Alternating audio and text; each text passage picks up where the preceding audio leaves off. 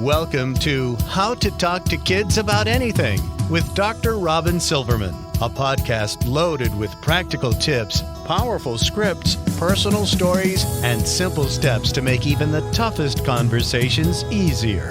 So get ready to get the information you need to make the impact you want from someone you trust, your friend, parenting expert, Dr. Robyn Silverman. Hello and welcome to How to Talk to Kids About Anything, where we give you the tips, scripts, stories, and steps to make even the toughest conversations easier. I'm so honored to be your host, Dr. Robyn Silverman, child and teen development specialist, author, and speaker, and most importantly, parent of two great kids who give me the opportunity to love, learn, and grow every single day, whether I want to or not. Believe me, I get it. It's not always easy, but we're in this together and we have some great people helping us along the way. Now, it's no secret that many of our Black and brown boys are marginalized, mistreated, and made to feel inferior in today's world. You've heard leaders call for systemic change, but that only happens when the people within our systems help them to change. We need advocates and educators and activists to help do this important work, to teach us, to guide us as parents, as coaches, as prominent people in the lives of youth on helping our young people reach their potential.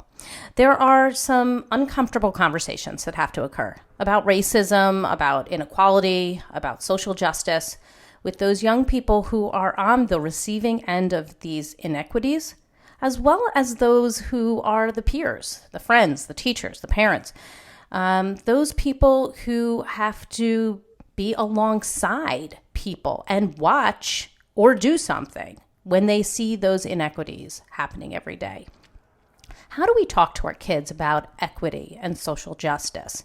How do we empower our young people to speak out and make change? And how do we present ourselves as mentors or provide the mentors, be the bridge to the mentors that our children need so that they have people to look to who look like them so that they can see where they can go with hard work and hopefully a fair shot. For all of this, I turn to special educator Jason B. Allen. Jason B. Allen is a special education teacher in Georgia. Jason has worked in education for over 15 years as a teacher and leader servicing students, families, and communities. One way he uses his platform is by helping to improve ways we recruit and retain and empower Black male educators to advocate for social justice and equity through his work with Profound Gentlemen. As an education activist and blogger for Atlanta, Jason actively speaks and writes on the ways to improve educational outcomes and is helping lift student voices in decisions to improve and reimagine education. He is a member of the Association of American Educators and an AAE Foundation Advocacy Fellow, and a 2017 You Can Advocates Program alumni. I want to welcome you, Jason B. Allen, to our show today. Welcome to How to Talk to Kids About Anything. Thank you so much, Dr. Silverman. I am excited to be here on this morning to speak to the work of Profound Gentlemen, an amazing organization that is based out of Charlotte, North Carolina, and really doing the work around teacher diversity and equity. So I'm, again, honored to be here and be a part of the conversation. Well, we're thrilled to have you. And before we jump in and get to the main topic of our conversation, can you tell us what gets you up in the morning and what got you so interested in matters related to social justice, equity, education, and mentorship? What gets me up in the morning is the opportunity to make a positive difference in the world. Mm-hmm. I come from a family of educators and activists, those who have branched out to build businesses, others who have lifted their voices in and out of the classroom for better educational outcomes for Black and brown children. And so the work of my ancestors, the work of my immediate family as educators definitely motivates me daily to get up and be a driving force for change in this work. Excellent. Thank you so much for telling us all about that. And it's really interesting that you are an educator and come from a family of educators. I know that in an article you wrote, You said, as a Black male educator, I don't just get to talk about it, I have to be about it. Every day I have an opportunity to shift the narrative on how Black boys who will grow into productive citizens like me are accepted, treated, perceived, and depicted in the world. Black boys often show some of the highest levels of deficiency in areas of academics, behavior, discipline, and attendance in school. So how do you change the narrative around Black boys and how they are accepted, treated, perceived, and depicted in the world? And from your knowledge of how to do this, how can we help the parents and educators who are listening to this right now to do the same? I love this question. So it allows me to talk about Atlanta. For those who are listening, please feel free to check out Edlanta. It's EDLANTA.org. We substituted the ATL and put ed to represent education. Mm-hmm. And the work that I do with Atlanta, I lift the stories of those who we too often do not hear from. And so, as people are perusing through Atlanta, they'll see stories from some of my former students across the metro Atlanta area who are gifted and talented, those who are exceptional learners, and they may have deficiencies in the way in which they understand and comprehend certain things. And so being able to share their stories of what's needed in the classroom, what's working for them, what they would like to see, the challenges that, seep into the classroom from home and community, how all of these things play a role. And so, there are so many stories on Atlanta that I share, and I encourage parents and teachers and other students to share their stories as well. And so a lot of people reach out to me to share their stories. And Dr. Robyn, I do want to also add this. As an advocate and educator, of course, empowering Black and brown boys, I also empower all of my students. And so I think that, once people take the barrier of race away, and, that allows people from all walks of life, from different classes, different cultures, different spaces in time, to enjoy these stories and get a better understanding of different walks of life. And so I wanted to add that as well. I think that's really important. I agree with you. And, we want to hear the stories of many. There are people who have talked about how stories and the information that we're provided in classrooms tends to be skewed to white men and white women, white men especially, of course, and have protagonists that are reflective of that. So I think having real live stories that are showcasing our Black and brown boys, Black and brown girls, and representing a wider view of who's in the classroom is going to be good for everyone. I would love to hear perhaps one of your favorite stories about maybe one of the boys that you've heard from on Atlanta, or one of the boys that you have highlighted in your work or that you remember the most, and the lesson it sort of teaches us about how our boys can show great potential. And by hearing their story, it opens our minds a bit more. Dr. Robyn, I'm so honored that you asked this. I have a student, Kalen Moore, very special to me. He was one of the students when I was a school administrator. I was over school culture for, at the time, it was called Latin College Prep, and we changed the name to the Rise Schools here in East Point, Georgia.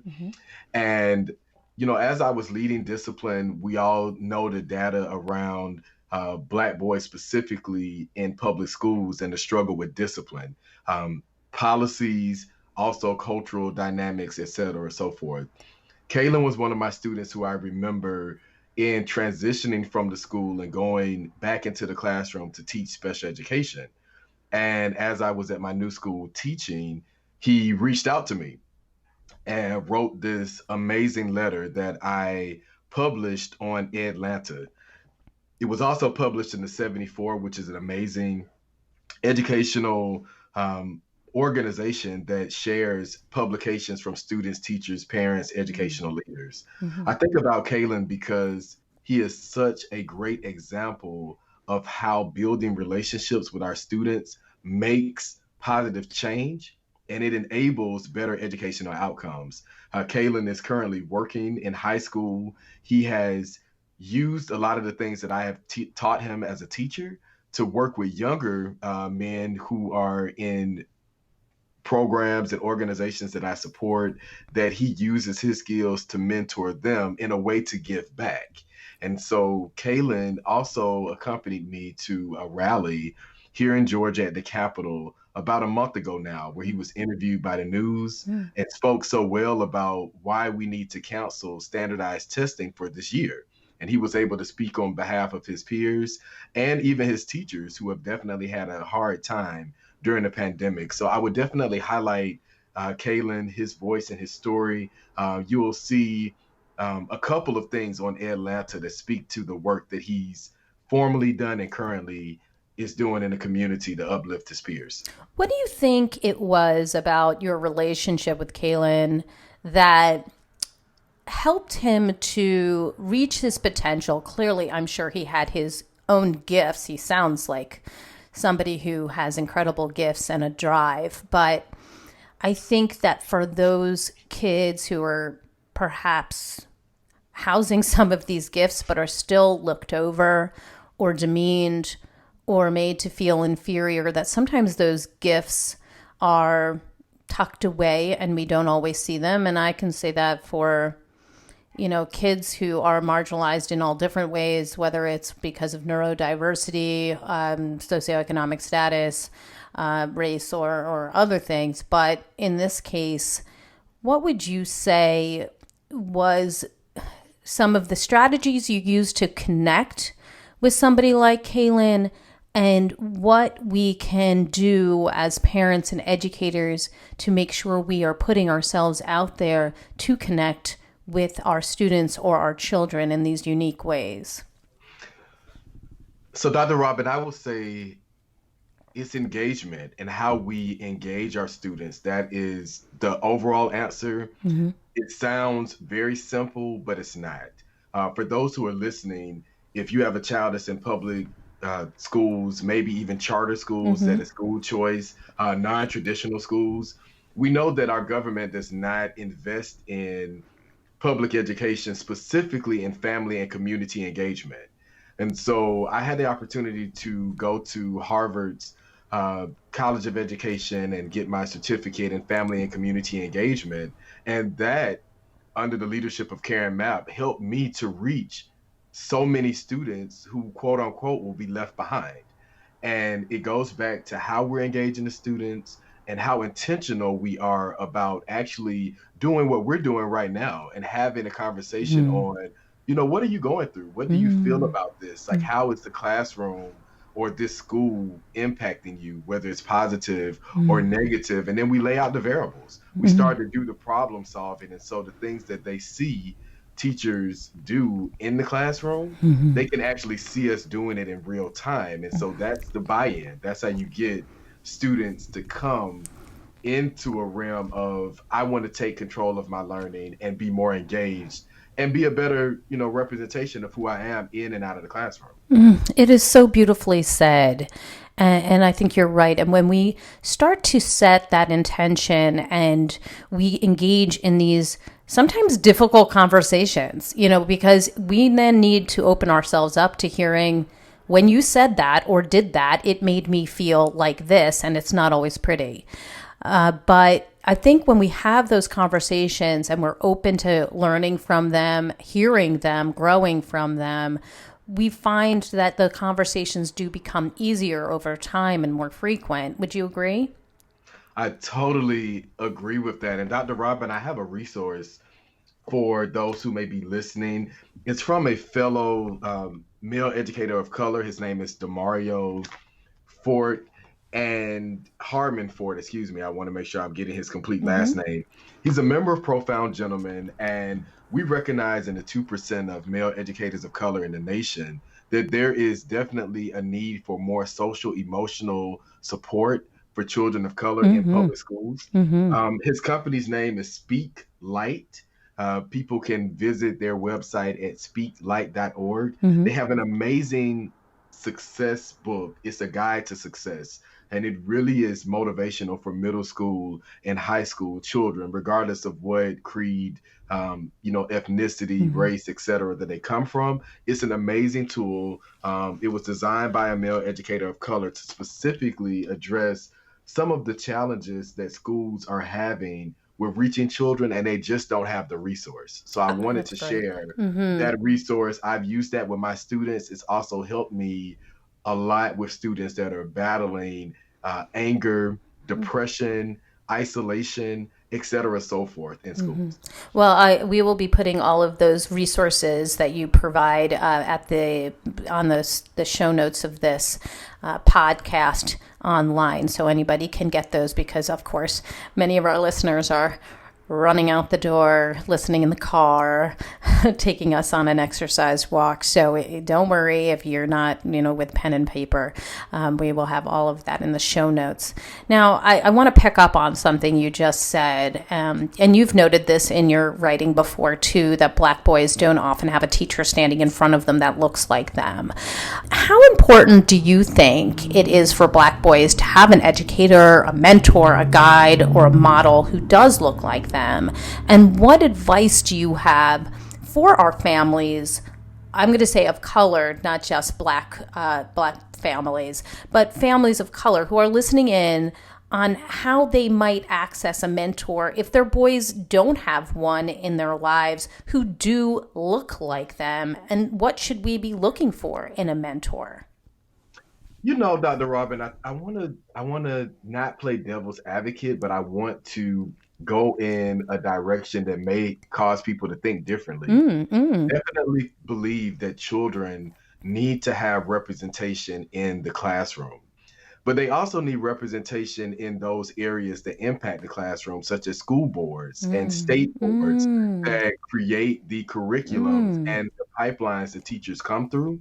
Because a lot of the times it's not that we don't have the representation, we don't have the access to funnel in teachers who want to reach various populations of students. I also like to add this story very quickly.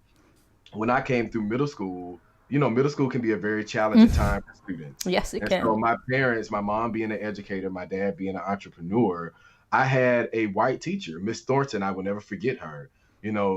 She was like, I don't think that these punitive measures of behavior and discipline are working. Why don't we try this? She got with my counselor, who was a Black male counselor, and they created a mechanism for me to be able to journal.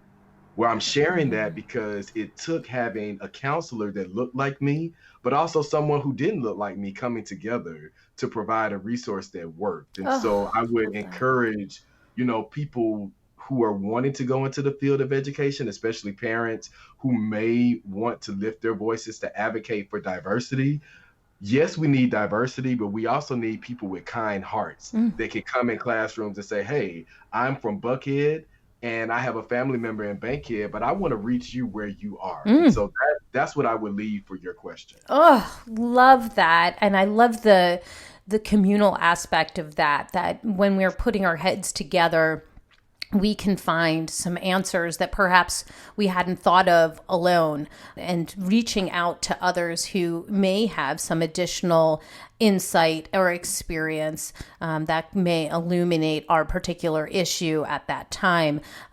Coming at something a little differently, because it could have been that your teacher, had she been somebody else, looked at you who wasn't responding to disciplinary measures that were punitive and saying, we have to be harsher. Now we're going to suspend, expel, and in which case you're cutting off the communication and the conversation, and you're cutting out the ability to mend that child's heart that may have been broken, or they may feel misunderstood. So I love the idea that she thought of doing something different and enlisted the help of the counselor and somebody who may have different experience and different education to help out. That is beautiful. There was an article that named you as an activist who is knocking down doors and taking seats at the table, so to speak. And it illuminates the necessity and the representation of student voice in decision-making and education, as you mentioned. So what would you say you'd like to see in education with regards to equity, and what can our listeners do to help ensure that happens? There are a couple of things. I want to focus on one that people can do. Equity is so important, and it goes back to a comment that I just made about curriculum and teacher diversity. And so the Atlanta Student Coalition was birthed last year in the pandemic. I'm so grateful that you're going to be highlighting the resources at the end. I was able to collaborate with another gentleman from our organization, Profound Gentleman, Dr. Stephen Bond, who created a book, Perseverance in a Strange Land, The Voices of Youth During the COVID-19 Pandemic. And Stephen and his students shared their experiences in navigating through the pandemic, how this is impacting equity in our schools, how it's impacting our children socially, emotionally, physically. And I'm mentioning this because Stephen and I are going to be partnering together with Atlanta to do another phase of this book, which will be surviving through the pandemic, and what does this look like for the voices of youth who are advocating for equity. And in the book, we're going to be talking about the importance of culturally inclusive curriculum. There are so many parts and avenues and stories within our American history that are not presented to our children. And we want to make sure that there are curriculums that present everyone at their best, but also those times in history when we were our worst, we still need to reflect those as well. And so that's one of the areas for equity that we are pushing through the students. This is something that students are asking for and something that they want to see in public education, is for parents, teachers, organizations, neighborhoods, communities to challenge your local school boards and also your state boards to partner with organizations such as Profound Gentlemen and others who are helping advance the voices of not just Black educators, but our brown educators, our mixed race. And Dr. Robyn, I think this is an area that is so important when we talk about equity.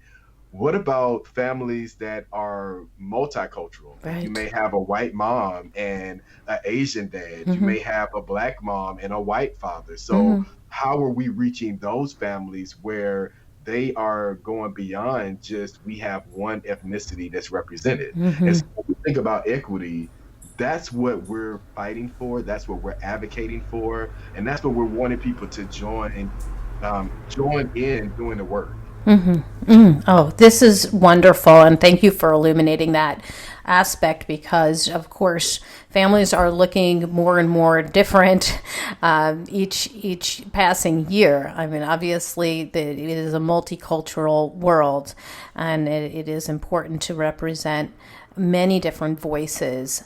So I think that's incredibly important. Now, I think it's important for us to delve into some of the more uncomfortable conversations that I know our parents really do want to have with kids. And I know that the educators who are listening also want to have with the kids and also want to be prepared to have with the kids. And I think most people would agree that being a Black boy, a brown boy in America right now can still be frightening for some, for many. For your students, and as a mentor, can you provide some scripting for how we can talk to our boys about the violence and mistreatment of people of color? Is this something that you talk about with students, especially when we hear another tragedy in the news involving people of color? And if so, how do you talk about this feeling of mistreatment and the unfair nature of it and the feeling of helplessness? Now, Dr. Robyn, let me get my tea for this. Well, you know what? This is You know a what? I have had, powerful question. it is a lot of very tough conversations that we do, but you know what? If we don't have them, what the heck am I doing here, right? Like, we Yes. have to have them. You're So, absolutely yes. right. Yes. Absolutely right. And Dr. Robyn, I was asked that by one of the journalists for the AJC recently here in Atlanta. And my response is, this is what I'm doing every day in my classroom. Yeah. And I missed this growing up. We used to have a section in every class where we dealt with current events. Mm. And it allowed, now that I reflect back on it, I do see that a lot of my teachers actually led the discussion as opposed to allowing the students to give their feedback. And that is one of the things that I changed in how I reach my students. We talk about these events, what's happening in our society, what's happening in our communities in an upfront yet loving way. And I want to stress loving because as a Black male in America, the stories are already created for us. And a lot of times they are so negative, people begin to believe, well, all Black men are dangerous. Right. All Black women are angry. All white people are racist. And I have to walk those conversations back because, again, everyone has free will. Everyone has a different experience and everyone has a choice to make in regards to how they react and they act to certain things. And so that's how we begin to dissect what's happening. And the students will say, I don't believe in that. However, my grandmother does, and that's who I live with. And so when I'm in the house, I have to be extremely quiet about speaking out against racism or classism or sexism.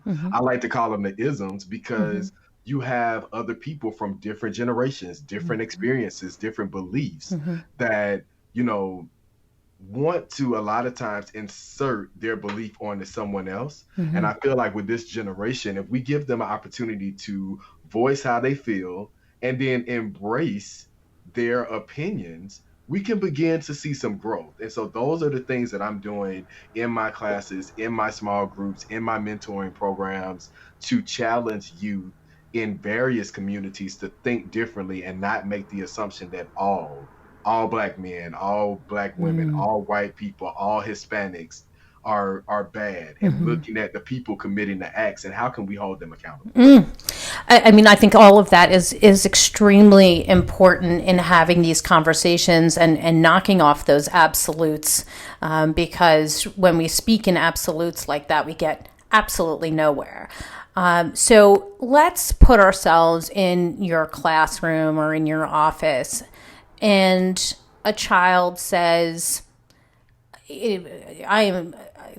what happened yesterday with that particular boy in the news who got shot, who was going to the grocery store and minding his own business and got shot, or that person who was told that he couldn't shop at that store in our next community.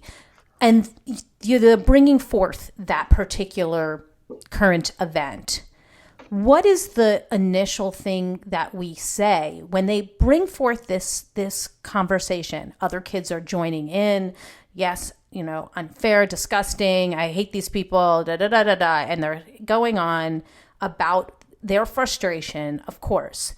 Now, what, as the educator or as the parent, do you say in that moment when they are bringing forth this truth that it is profoundly unfair, but also that you're an educator and you are a parent, so you have some insight into more of this global view? What do you say in that moment?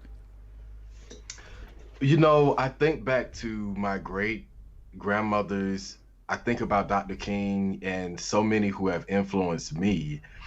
I drive the conversation around love. The thing with love is we can be upset in that moment. We can be disgruntled about what we witnessed. And then we can take that moment to balance ourselves in love and determine what are going to be our action steps. And when I say that to students, they're like, okay, that makes sense, but give me a little more. Yeah, and what can we do about it? We're just kids. So what do we have power to do? And I tell them, I said, well, this is the mistake that a lot of adults make. We are reactionary. And that's a normal thing. There are some times when you have to be very quick when there are emergencies, and we teach students this. You have to act quickly because it's an emergency. If you see a baby falling, running to go get it. Someone is in need of help. Dropping what you're doing in that moment and making sure that that person is okay. But then we have other situations where people are talking about us and they're being disrespectful, and they're causing a friction. And so in that moment, what are we doing to take a step back and to meditate in love that will help determine our actions? And so when we have these conversations about, for example, someone that may have gotten shot in the community, I ask the students, well, how do you think these things happen? Because a lot of times it's because people are having an argument. That could have been an innocent bystander. We just had that recently happen. A young man was going to the store to get some things for his grandmother, and two adults were having an argument. And in the heat of the moment, they're not thinking, they're upset, they're enraged and passionate about whatever it is that they're talking about, that the reaction caused harm to someone else. And so in that moment, we pause and we think. And then I go back to the steps of telling them, now in these situations, we have to pause and think, how do I want to respond? Because the way that you respond can have negative or positive effects on not just you, but the people around you. So are you putting yourself then in the mind and in the shoes of those who are arguing? And what could you have done to calm yourself down and be mindful of what's going on, and be aware of your body and your feelings and your anger and express it in a different way? Or are you putting yourself in the shoes of the innocent bystander or the other bystanders who saw it happen? How do you proceed with that? Well, definitely the first. Because this is the dynamic, Dr. Robyn. We all can identify with emotions. We all are happy, sad, we get angry, we, may get depressed about things that are really heavy going on in the world.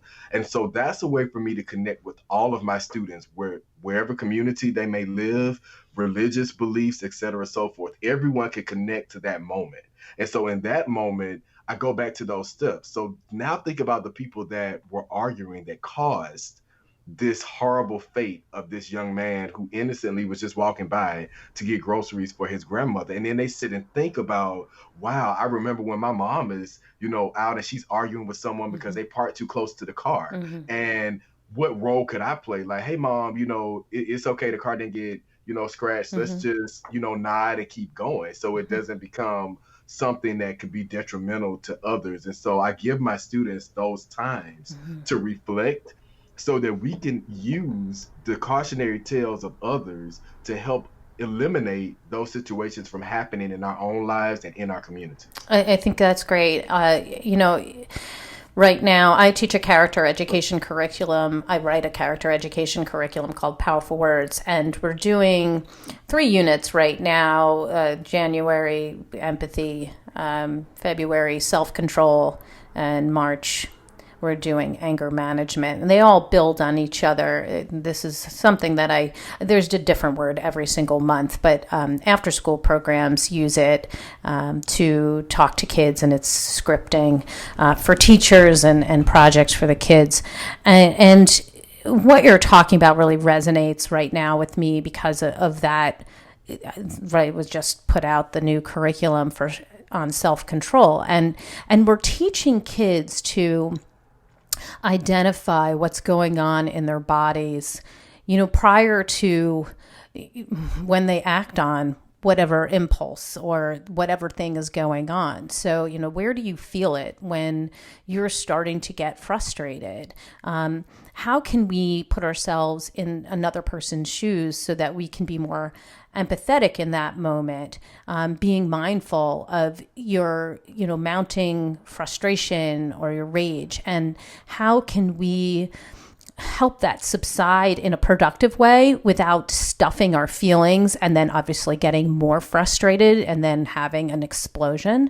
So I really like that it's kind of getting back down to the not just personal responsibility, but just awareness, so that when we are in a situation that could go awry, we catch it before it does.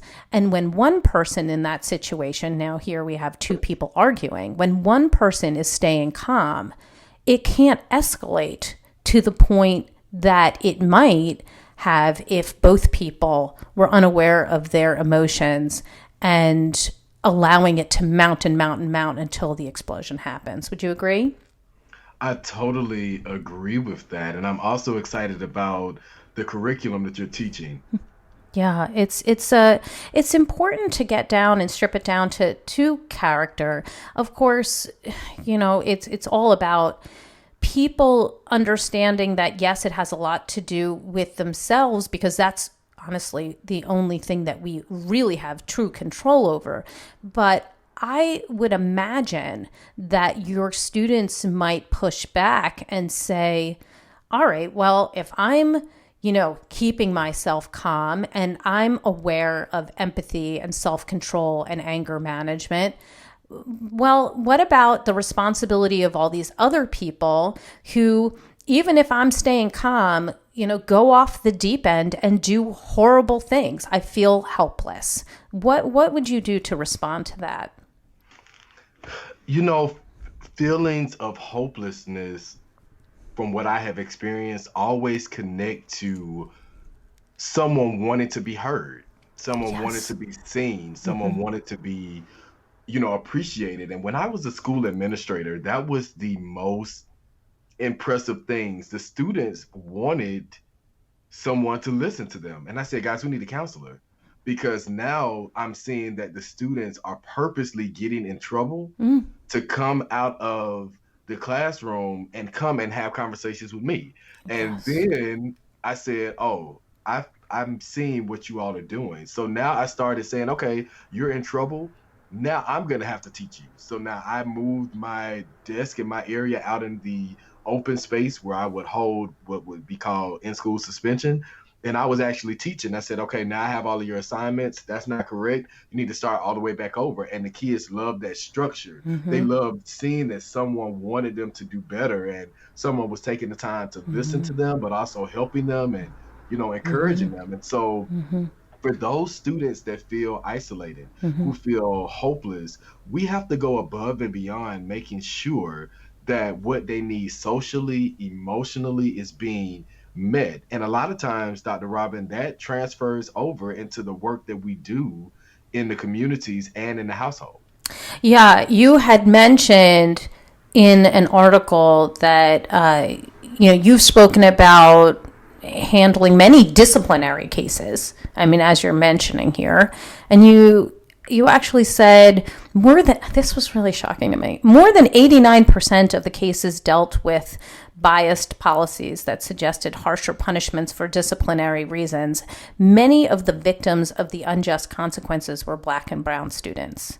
So, it's important for us to talk about this and how we can talk to our kids about what's happening when they are saying it is unjust, and they know it's not right, and yet they feel powerless to do anything about it. It's interesting to me that the way for you to deal with disciplinary issues, as you've mentioned, is to connect with the student and really listen to what they're saying, because they're acting out can either be a cry for, I need somebody to see me and listen to me, or just a feeling of frustration and rage for maybe being undermined or made to feel that they weren't good enough, or what have you. So connection is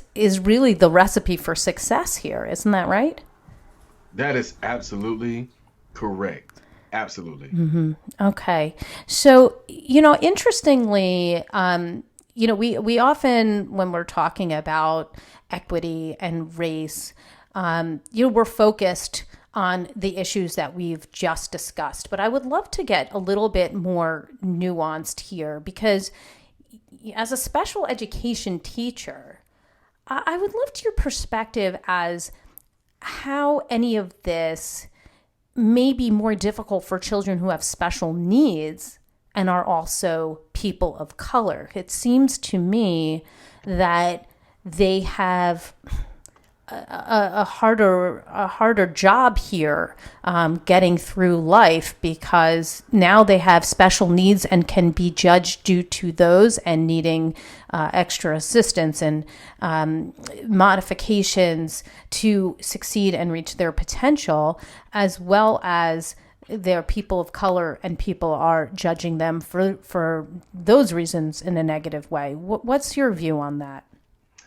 So, Dr. Robyn, I'm holding a book in my hand. It actually just came in the mail this week. I'm a part of a group called EduMatch. I've been working with them since 2016.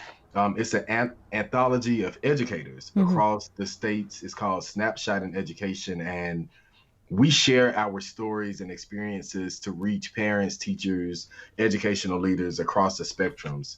And one of the things that I wrote about, the particular focus for this past year, is on the struggles of Black boys in American public schools who are in special education programs. Okay. And to your question, it has been extremely difficult to empower them when they already have felt disconnected in schools, to get them excited about planning for the future, especially college, because they're not seeing that maybe in their communities, or it's not something that is, I don't want to say it's not important, but it's not a sense of urgency in their household because their families are trying to work to survive during the pandemic. So there have been a lot of challenges for young men in special education programs due to the lack of engagement and connection that is able to take place when you're in a face-to-face setting. And then also it is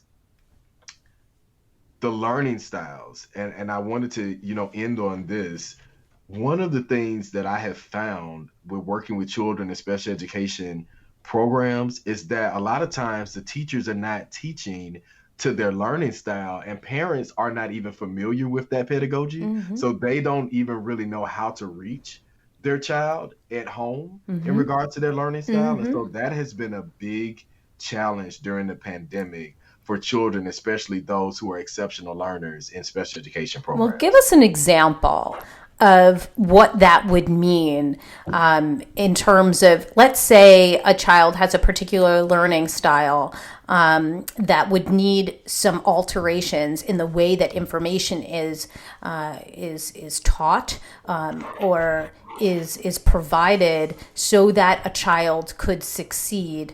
What kind of change, like give me an example of a type of student that you would suggest in special ed that may need something like that, and what an educator or a parent might do in order to best support them.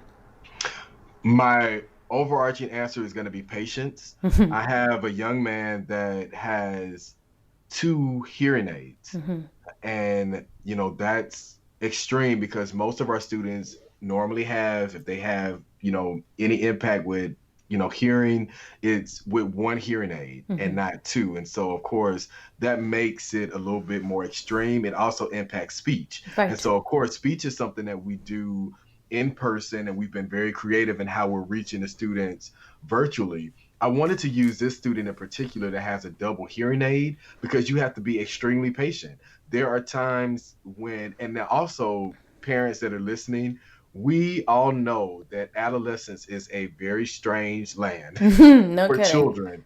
And so, as they're growing and learning, yes, I know I need these hearing aids, but they're irritating my ears. And I want to have on my headphones, and I want to also look cool. Yeah. Because, how children look also impacts the way that they learn. And so one of the things that we have had to do with this young man in particular is to set various times that we're meeting with him. So for example, even before the class that I do with Tim on Tuesday, on Monday mornings, we get together and it may be a 15-minute, motivational session where I'm simply walking back through, here are the things that you must do in order to be successful. It's a checklist, and it's done in steps because Dr. Robyn, and for those who are listening, I have definitely found this to be true with exceptional learners. If they're auditory, visual, kinesthetic, these lists work for them.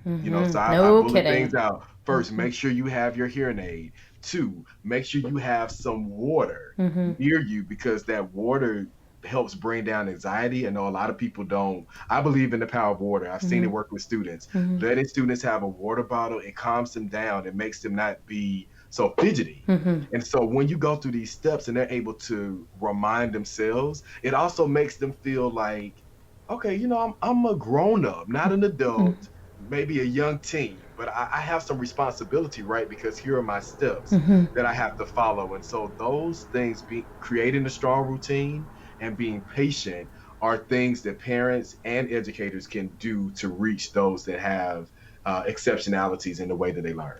And what about the students who may be neurodiverse? So let's say a child with anxiety and ADHD, and they are also a person of color, and they feel like they're being judged in many different ways. Perhaps they are more impulsive or less focused. Obviously, ADHD looks so different in many different children, and there is no one way.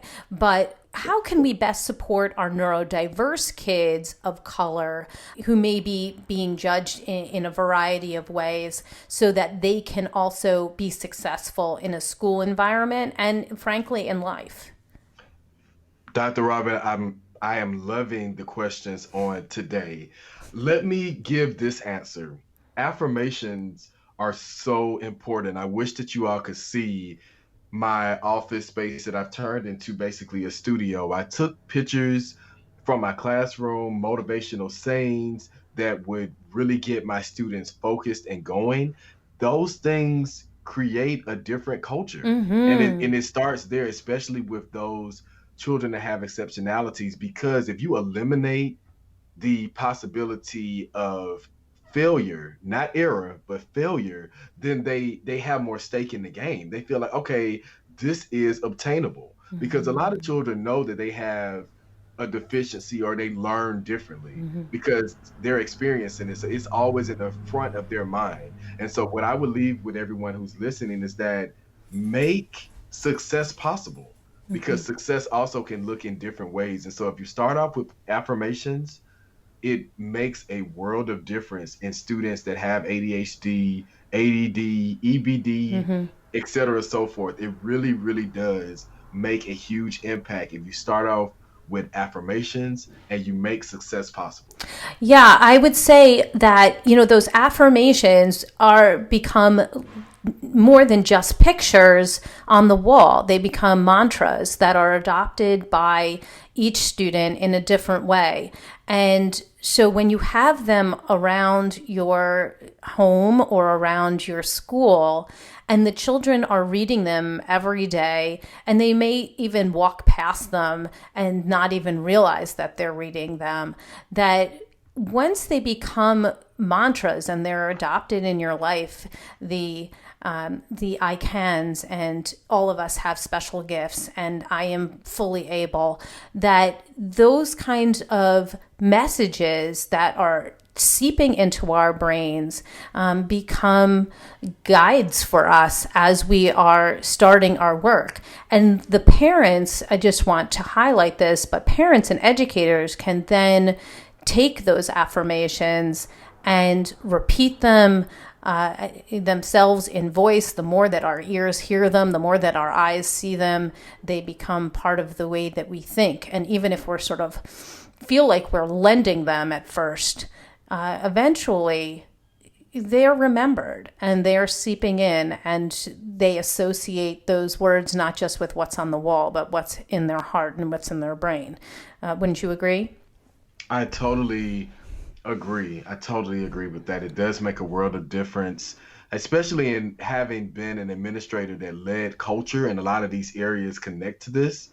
that's something that I would love for more parents to advocate for in their schools. How are we building culture? What is our culture program? How are we connecting recess? How are we connecting visual arts? How are we connecting mentoring programs? How are we connecting discipline and attendance and cultural celebrations? All of those things fall into culture. And so to what you just said, I think that would be a great avenue for parents and teachers to uplift for those things to be intricate elements that are supported in the school. Excellent. Please finish this sentence. Our job as mentors, guides, and advocates for Black youth is to empower them to go beyond the negative stereotypes that have been labeled for them and to create new stories. Excellent. Thank you so much. Give us your top tip. What do you want people to walk away with after listening to this podcast and incorporate into their lives or into the way that they think? What I would say, this will be my homework assignment because I do this with my students. I would definitely ask this question: what do you want to be? And think about 3 things that you want to impact that will leave a lasting legacy for you in the future. And I ask that to my students, but I also ask this to my parents because we're all always changing. And so right now in this moment, what do you want to be as a parent, as a teacher, as an activist, as someone who's a citizen here in the United States? What do you want to be in regards to ensuring that all families, all students, all people are safe, respected, and loved? Thank you so much for that. Give us the resource of the week. Where can we go to learn more about you and the work that you're doing? Okay, so the resource for the week would definitely be edlanta.org.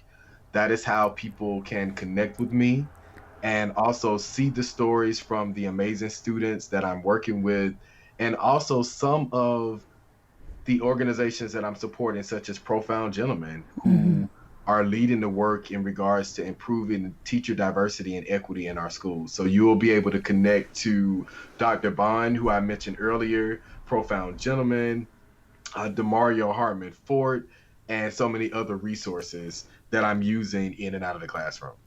Excellent. Again, I will have all of those on our show notes for this podcast so that anybody who's listening can get to all of those links easily. And I just want to thank you so very much, Jason B. Allen, for being on the show today, for your insights, your strategies, for your experience. I think it was an incredibly important conversation, and I look forward to speaking with you again in the future. Thank you so much.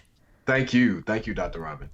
Well, I've got my takeaways, and sweet friends, I know you have yours, so let's discuss them. Come up on Facebook. You can go to the Dr. Robyn Silverman page, or let's chat about it at drrobynsilverman.com, twitter.com/Dr. Robyn. I'm also on Instagram under Dr. Robyn Silverman.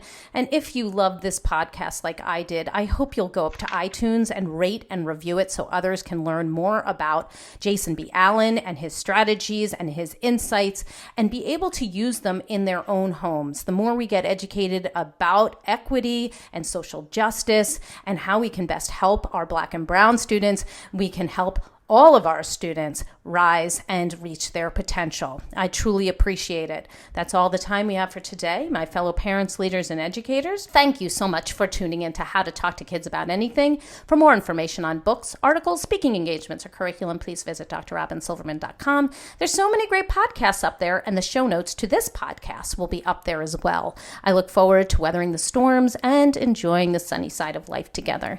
And please remember, even on the days when you fall short, you've got this. You're here. You're getting the information you need. I know it's not easy, but never forget there's always tomorrow. Parenting is the ultimate do-over. Perhaps you heard something today and you thought, I should have done this differently. I was about to have this conversation with my kid and I chickened out. He said something, she said something to me, and I missed the cue. That's okay. You can try again. It's not like the conversation is gone. Just go and revisit it. Have it again. I see you. I'm right there with you. And as there are moments when we doubt our know-how, our choices, and our sweet sanity, please know you are 10 times the parent you think you are. Until next time, this is Dr. Robyn Silverman with How to Talk to Kids About Anything. Please tune in again and keep connecting through conversation. See you next week. You've been listening to How to Talk to Kids About Anything with Dr. Robyn Silverman. For more information on books, articles, speaking engagements, or curriculum, please visit drrobynsilverman.com.